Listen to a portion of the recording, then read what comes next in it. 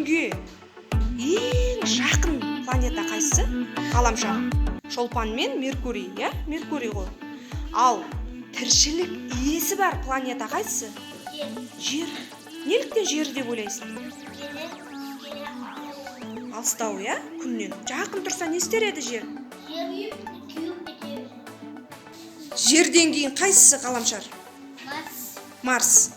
Кітаптан көрсетші бірінші, Марс қайсы? Марс. Ал, мына жерден көрсете қойыңдаршы ал. Таба ғой аны. Қане Марс? Иә, Марс. Сатурн қайсы Сатурн? Сатурн. Сатурн. Дұрыс, Сатурн. Ералы жер. Біз өмір сүретін жер ғаламшарын көрсетші, жер. Неліктен ол көк болып тұр? Су бар, сосын.